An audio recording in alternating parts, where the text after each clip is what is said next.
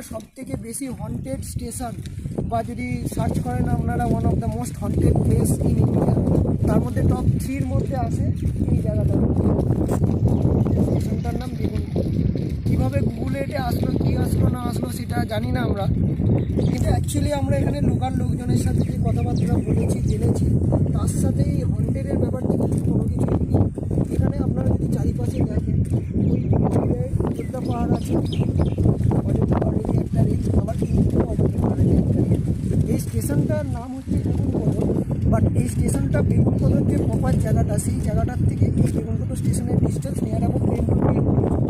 But এই বেগুনকোট স্টেশনের থেকে কাছাকাছি যে মানে নোন প্লেস হচ্ছে সেটা ঝালদা। ঝালদাটা সামনে, ঝালদা থেকে 2.5 কিলোমিটার।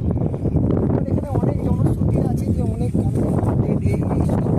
তবে যেটা একটা স্টোরি যেটা সবথেকে বড় ফেমাস, সেটা হচ্ছে এখানে একজন স্টেশন মাস্টার এসেছিলেন অনেক দিন আগে, ঠিক আছে। সেই স্টেশন মাস্টারের যিনি বিশেষ ছিলেন তাকে কেউ মার্ডার করে, এখানে একটা কুয়ো আছে, সেই কুয়োয় ফেলে গিয়েছিল।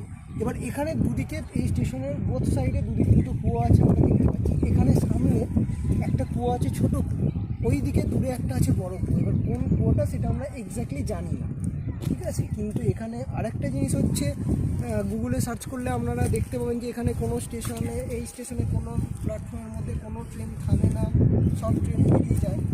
মুষ্টিমেয় দুটো একটা ট্রেন থামে, বাট আমরা আসার পর এখানে দেখলাম একটা প্যাসেঞ্জার ট্রেন বেরিয়ে গেল, যেটা আমরা আমাদের চলতি ভাষায় লোকাল ট্রেন বলি, সেটাও দাঁড়ালো না।